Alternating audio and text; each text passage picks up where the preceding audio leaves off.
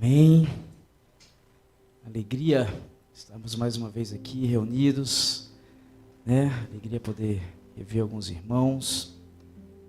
Eu gostaria de convidar a igreja para nós abrirmos as nossas Bíblias no livro de Atos. Nós vamos ler no capítulo 3. Atos 3, do versículo 1 até o versículo 10.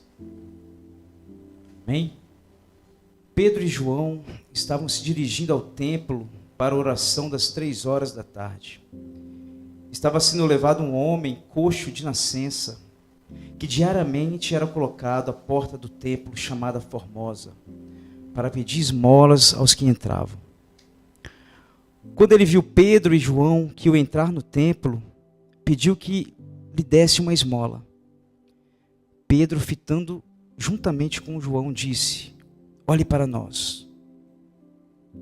E ele os olhava atentamente, esperando receber alguma coisa. Pedro, porém, lhe disse: não possuo nem prata, nem ouro, mas o que eu tenho, isso lhe dou. Em nome de Jesus Cristo, o Nazareno, levante-se e ande. E pegando na mão direita do homem, ajudou-o a se levantar. Imediatamente, os seus pés e tornozelos se firmaram, e dando um salto, ficou de pé. Começou a andar e entrou com eles no templo, pulando e louvando a Deus. Todo o povo viu o homem andando e louvando a Deus, e reconheceram que era o mesmo que pedia esmolas, assentado à porta formosa do templo. E ficaram muito admirados e espantados com o que lhe tinha acontecido. Amém? Vamos até aqui. Essa semana nós estudamos esse texto no nosso grupo de estudo bíblico, né? E como acontece muitas vezes, essa palavra continua falando ao meu coração durante a semana, vem trazendo outras reflexões, e dessa vez não foi diferente. Esse texto ele continuou falando ao meu coração, porque é uma história muito incrível, né? O texto nos conta essa história maravilhosa desse milagre realizado a um homem que era coxo de nascença. A vida inteira dele, ele teve essa limitação, né? E o texto diz que todo dia ele era levado até a porta do templo para pedir esmolas. Então ele já estava acostumado dia após dia pedir esmolas, esperar algumas moedinhas, alguns trocados.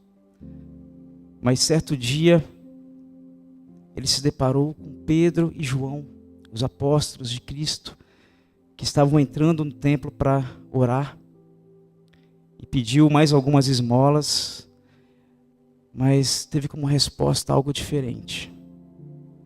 Teve um olhar. E ele disse: eu não tenho nem prata, nem ouro, mas o que eu tenho, isso eu te dou. Levanta e anda. E o texto diz que esse homem, ele não só se levantou e andou, como ele pulou, ele entrou no templo, ele se alegrou, ele louvou a Deus com muita alegria, porque você imagina, um homem que a vida inteira não conseguia se levantar, tinha suas limitações, e de repente ele pode andar, ele pode pular, ele está livre, né? Quem aqui que já presenciou algum milagre na vida, na sua frente? É uma bênção, né? É uma maravilha. Eu nunca vi um paralítico se levantar, mas eu já vi várias coisas acontecer na minha vida. E quando a gente se depara com esse tipo de milagre, a nossa fé, ela é alimentada, né? Nós nos sentimos, falando: nossa, Deus é realmente grandioso. Nós temos esse sentimento dentro de nós. E esses dias eu também presenciei algo muito interessante, que eu gostaria de compartilhar aqui com os irmãos. Nós acordamos pela manhã e a minha filhinha, Angelina, que vocês conhecem, está sempre correndo por aqui, ela acordou gripada. ela estava com o nariz entupido, e aquilo estava incomodando muito ela não conseguia respirar, e ela chorava e reclamava, e a gente já estava atrasado para ir para a escola, então arrumei ela e o irmãozinho dela, o Adam, e levamos eles assim mesmo para a escola, e dentro do carro ela continuou com aquela agonia. E aí o Adam, meu filho mais velho, falou: "Ô pai, por que a gente não ora para Angelina? Jesus pode curar o nariz dela." E aí na hora eu pensei, falei: "Nossa, orar para tirar a meleca do nariz, né? Só parar ali na farmácia, comprar um soro que você joga no nariz." Mas por um momento eu pensei, mas pode ser uma oportunidade de alimentar a fé dos meus pequenininhos. Por que não? E nós oramos. E aí peguei o carro, segui. Eu vi que logo durante a oração ela já estava mais calma. E quando nós paramos o carro, ela falou assim: "Papai, Jesus ouviu a nossa oração. O meu nariz está sarado." E aí o Adam gritou: "É um milagre!" Né? E eu creio num Deus que faz milagres. Eu creio em um Deus que realiza coisas impossíveis, que faz um paralítico andar, que cura câncer, que cura qualquer tipo de enfermidade. Mas eu também creio em um Deus que tira a meleca do nariz de uma criancinha. De um Deus que conforta aquele coraçãozinho incomodado. Um Deus que ouve a oração singela de um pequenino. Porque Deus, Ele é Pai. Porque Deus, Ele ama. E quando Deus cura, não é porque Ele quer simplesmente mostrar o seu poder, mostrar que Ele pode, porque Ele pode todas as coisas. Mas Ele cura porque Ele ama. Porque Ele é misericordioso. E é por isso que Deus cura. E muitas vezes, quando nós já falamos aqui, Deus, Ele vai curar, Ele vai fazer milagres. Mas muitas vezes Ele não vai fazer milagres. Porque a nossa fé, ela não pode estar baseada simplesmente em milagres, mas na palavra de Deus. Na palavra revelada, Ele tem algo muito maior para nos dar. Ele tem mais do que esmolas para nos dar. Ele tem vida e vida em abundância. Amém? E é sempre importante, sempre quando nós formos orar, o Senhor Ele nos deu a liberdade, né? Vocês podem pedir o que vocês quiserem. Coloquem diante dEle tudo aquilo que está no seu coração, as suas súplicas. Mas é sempre importante lembrarmos da oração que Jesus nos ensinou. Que seja feita a tua vontade. Que prevaleça a vontade dEle e não a nossa, né? E eu vou falar para vocês, irmãos, eu já pedi cada coisa para Deus. Cada coisa que parece besteira. E Deus já me respondeu cada coisa. Eu falo assim, nossa Deus, nem precisava de tanto. Porque Deus, Ele ama. Deus, Ele cuida. Deus, Ele é Pai. E Deus, muitas vezes, Ele nos dá esses mimos, né? E nós vamos ver aqui no livro de Atos, se nós voltarmos um pouquinho no capítulo 2, ele termina o capítulo 2 falando que a igreja, eles estavam vivendo uma coisa grandiosa. Eles viam muitos sinais, muitos milagres, muitas curas. E eu vejo um propósito de Deus nisso. Era uma igreja que tinha acabado de começar. É a primeira igreja de todas. A igreja estava se fundando ali. E as pessoas, elas precisavam de fortalecer a fé, né? Eram como crianças na fé ainda. Elas precisavam de pequenas porções para que elas acreditassem, para que a fé delas fosse alimentada. mas como crianças que precisam crescer, que precisam amadurecer. O leite não é suficiente, às vezes precisa começar a trocar, né? Precisa colocar ali uma verdurinha amassadinha, depois colocar uma carninha, para a comida ficar mais sólida, né? E a gente percebe que de todas os relatos que aparecem em Atos sobre milagres, curas e prodígios, Lucas, o autor do livro de Atos, ele escolhe dar mais detalhes para essa cura desse coxo de nascença. Isso porque a gente vai ver que logo depois da cura, Pedro toma a palavra e ele fala da revelação, ele fala de Jesus, daquele que se entregou, daquele que derramou o seu sangue. Porque a cura pode fortalecer a nossa fé. A cura pode nos deixar emocionados. Mas o que nos traz a salvação, o que nos traz vida de verdade, é a palavra de Deus revelada em Jesus Cristo. É a palavra de Deus encarnada no nosso coração. E essa passagem aqui desse coxo nos traz vários simbolismos que eu gostaria de refletir aqui hoje junto com os irmãos. E essa imagem desse coxo, esse paralítico na porta do templo, ele representa a nossa imagem. Ele representa a humanidade. Esse texto não é só sobre um paralítico, mas é sobre todos aqueles que estão paralisados pelo medo, pela vergonha, pela religiosidade, pela falta de fé, pelo um trauma, um mal que alguém lhe fez. E essa pessoa se sente paralisada na vida.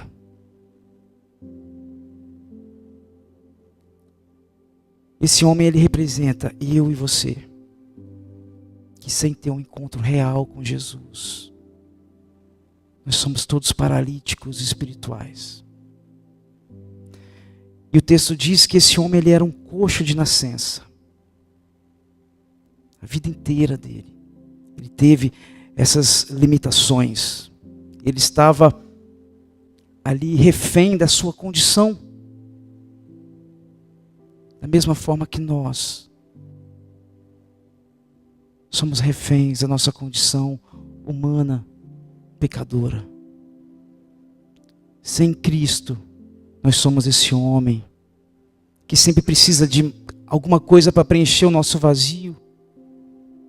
Nós não conseguimos dar passo sozinhos.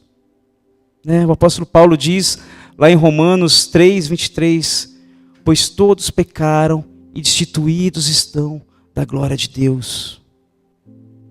Mas em Jesus Cristo, no seu sangue derramado, nós temos vida, nós temos perdão, nós temos reconciliação. E Ele nos chama para viver essa vida. E o texto diz que esse homem, ele era carregado todos os dias. Ele não conseguia ir sozinho. Ele dependia da ajuda dos outros. Ele era impotente. Assim como muitas pessoas são hoje. Elas precisam de intermediários. Elas não conseguem dar passos sozinhos na vida. E a palavra do Senhor nos diz que esse homem, ele estava na porta do templo, mas ele não entrava. Ele ficava do lado de fora. É importante a gente notar que o templo, nessa época, para os judeus, tinha um simbolismo muito grande. Hoje em dia nós sabemos que o templo não é um prédio, um espaço, um lugar. O templo é a presença de Deus em nós. Mas para eles, o templo representava a presença de Deus. representava a casa de Deus, era o lugar onde eles iam prestar culto, prestar adoração. E alguns intérpretes, eles acreditam que esse homem, ele era deixado do lado de fora por causa da sua condição física, porque ele era aleijado. Ele era tido como o impuro, porque o templo era tido como um lugar sagrado. A gente vai ver no Novo Testamento que muitos dos líderes religiosos, eles distorciam a lei, porque a lei não dizia isso. Mas eles distorciam a lei para poder tirar algum tipo de benefício. Isso nos mostra, irmãos, que de fato a religião, quando ela está longe de Deus, muitas vezes, ela afasta mais as pessoas de Deus do que aproxima. A religião, ela impõe tantas regras, tantas burocracias, que dificultam o acesso das pessoas a Deus, né? Querem criar um padrão de qualidade, querem criar um clube dos santos. E se você não se enquadra ali nos requisitos, você é tido como um impuro, um desqualificado, você não pode participar do clube. E deixam de fora esse homem, o pobre aleijado, né? Mas a verdade é que os de dentro também são aleijados, porque sem Jesus, todos nós somos paralíticos espirituais. Todos nós precisamos do amor, da graça, do perdão de Jesus em nossas vidas. E essa imagem das pessoas que estão perto da religião, estão na porta, mas não entram na presença de Deus. São pessoas que muitas vezes estão cercados de símbolos de fé, têm cordão de cruz, ouvem sermões, cantam louvores, mas nunca tiveram um encontro real com Cristo. Estão dentro do templo, mas estão fora da presença de Deus. E deixam do lado de fora aquele que precisa de um apoio, de uma ajuda, por causa das suas regras frias, vazias.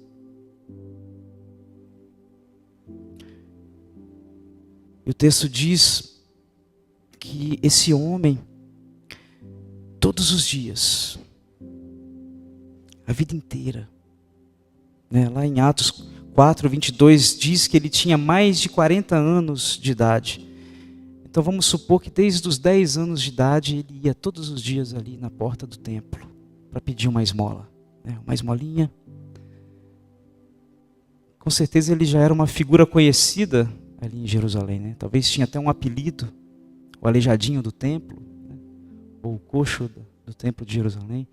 Eu lembro que lá na minha cidade tinha também um mendigo que todo dia ele ia na feira da cidade pedir esmola. E o nome dele, o apelido dele era Pica-Pau, porque ele tinha um nariz assim bem envergado assim. E eu imagino que esse homem ele era um homem conhecido. Todos os dias ele ia para lá. Era levado por alguém, por um amigo, um familiar. E esperava por alguns trocados. A esperança dele era conseguir alguns trocados para poder comprar alguma comida, algumas migalhas, para poder se alimentar. Mas o texto diz que certo dia a história desse homem mudou.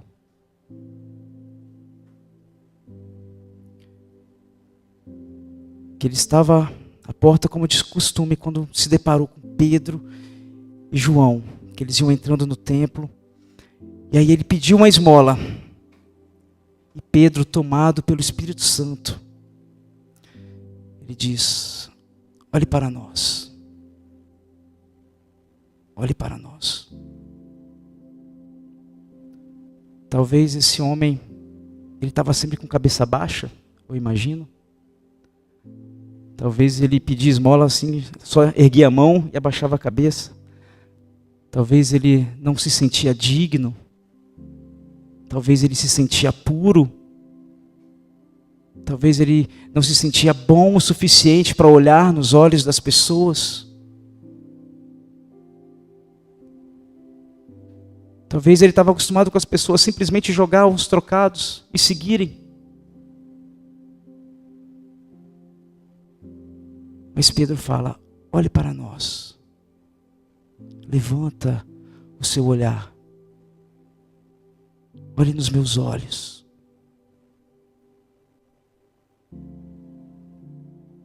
E ele olhou atentamente, esperando receber alguma coisa em troca.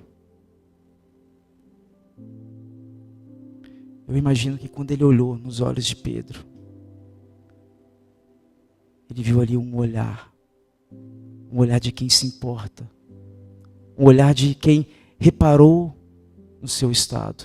Todos passavam, mas ele parou e olhou. Um olhar de quem ama, um olhar de quem se rebaixa ao nível dele. Ele olhou para o olhar de Jesus, através dos olhos de Pedro. O olhar daquele que se despiu da sua glória e se tornou um homem de carne e osso, limitado como eu e você, para nos trazer perdão, para nos trazer reconciliação, porque Ele nos ama, porque Ele se importa comigo e com você. E Pedro diz aquela frase tão conhecida, né? No versículo 6. Eu não possuo nem prata, nem ouro, mas o que eu tenho, isso eu lhe dou. Em nome de Jesus Cristo, o Nazareno, levante-se e ande.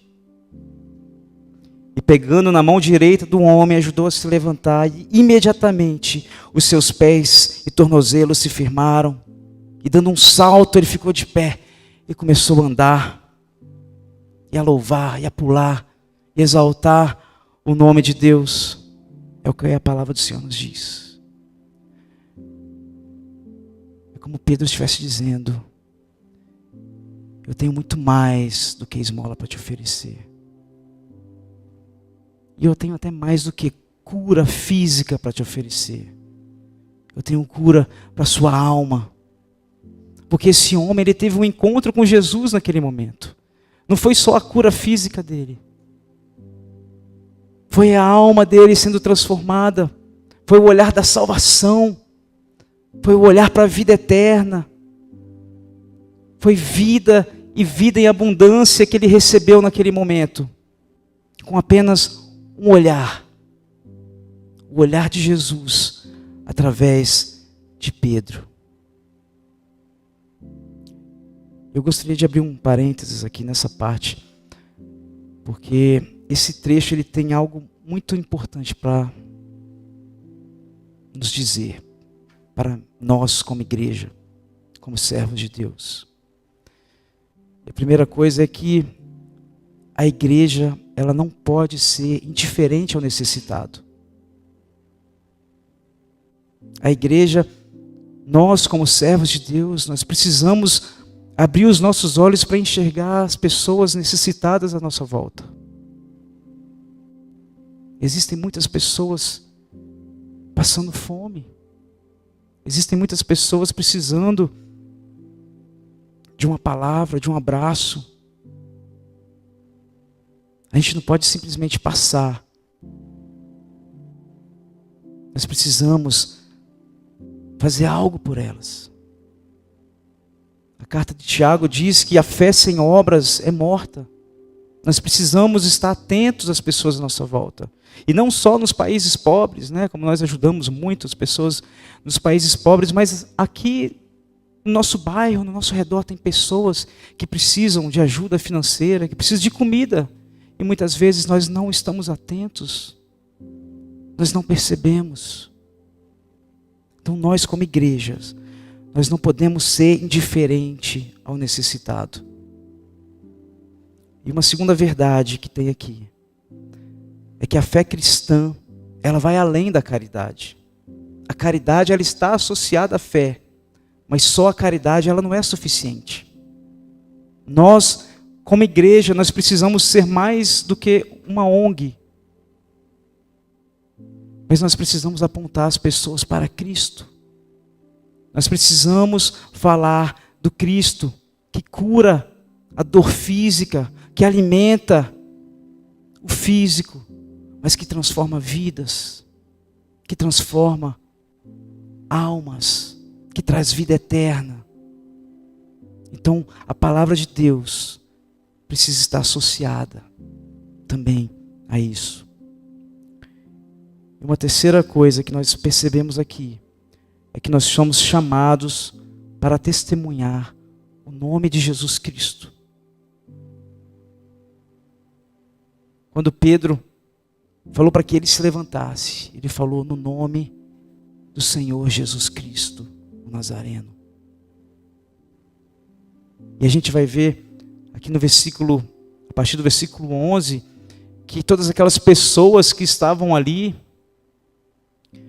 elas ficaram impressionadas com o que elas tinham visto, que elas conheciam um homem, que era o paralítico, né? E foram até Pedro e João, meio que para adorá-los, achando que o poder tinha vindo deles, achando que eles eram algum tipo de curandeiro. E Pedro fala: ei pessoal, para aí, para com tudo, isso não vem de mim, não fui eu que fiz isso. Não foi nem a minha piedade, não foi nem a fé de João. Esse homem, ele está curado no nome do Senhor Jesus Cristo. O nome que está acima de todo nome, o Filho de Deus. E é no nome dele que esse homem está curado. E é no nome dele que nós temos salvação na nossa vida. Amém?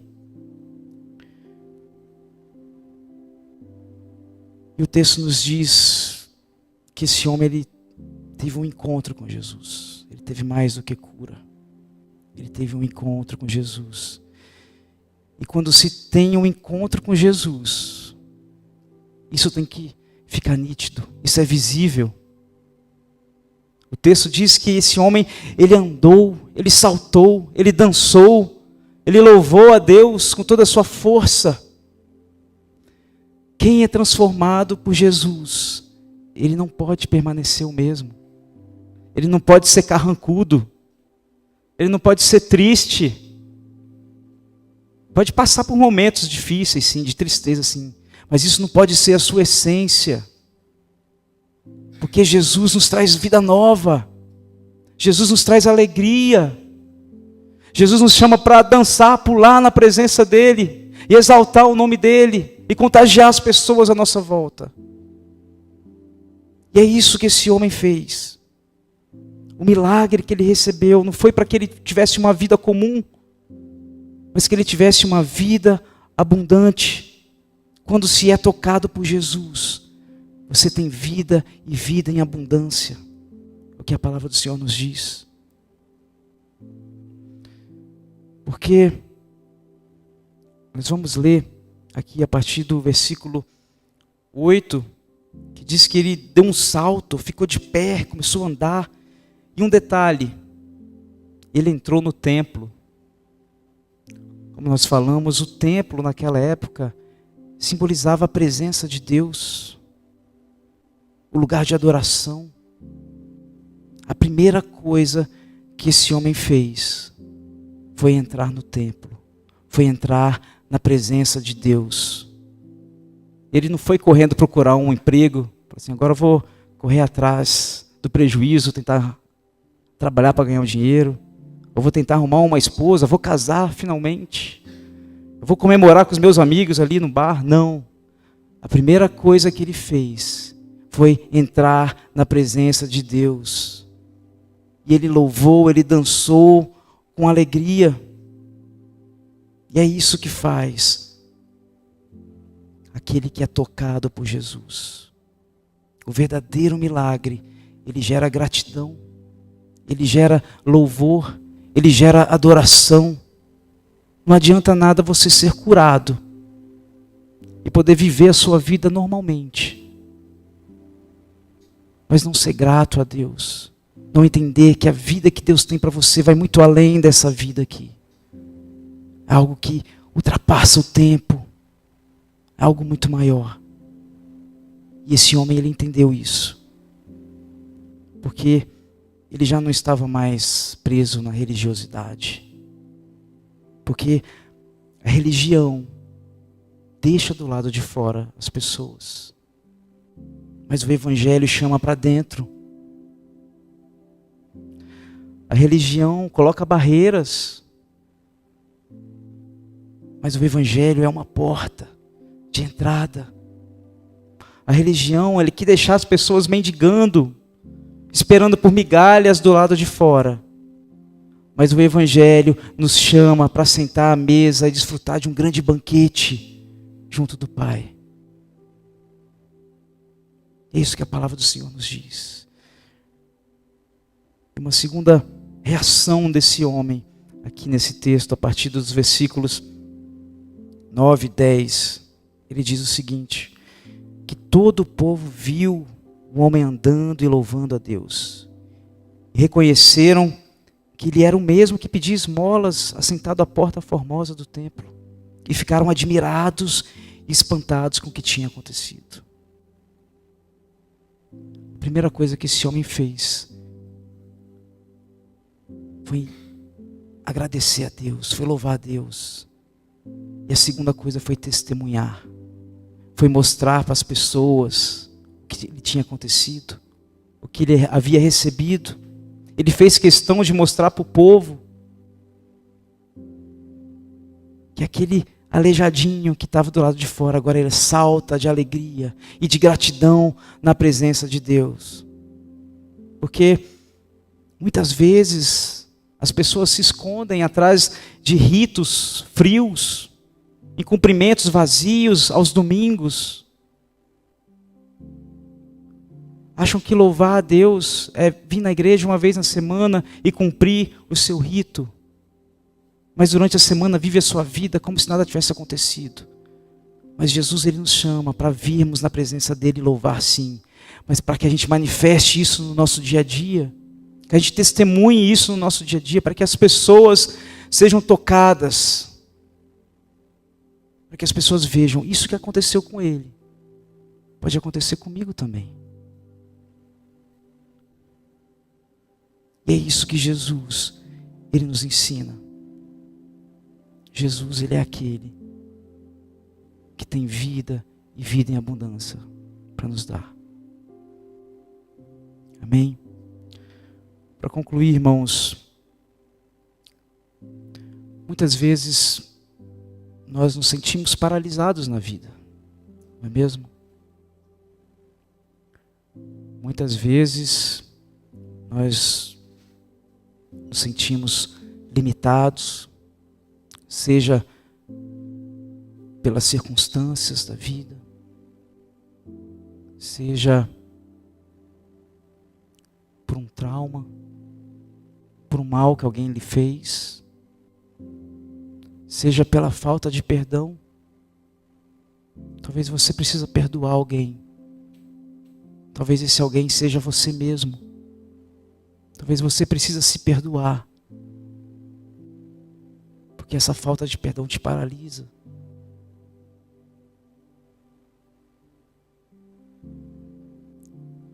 Talvez tudo que você precisa é parar de olhar para o chão. Parar de olhar para baixo. Para suas limitações. Para os seus anseios. E levantar o olhar para Jesus. Esse olhar que mudou a história desse homem, ele pode mudar a minha e a sua história. Porque Jesus, ele tem mais do que esmolas. Ele tem mais do que milagres. Nós podemos pedir por milagres. Ele nos deu essa liberdade. Orem, apresente a Ele tudo o que você quiser. Mas saiba que Ele tem mais do que isso para te oferecer. Ele tem vida e vida em abundância. Aqui e agora. Ele tem vida eterna para o porvir. E é nisso que nós cremos, é nisso que nós buscamos. Amém? E esse é o motivo da nossa alegria, da nossa adoração. De nós estarmos aqui hoje exaltando ao nome desse Deus. Amém?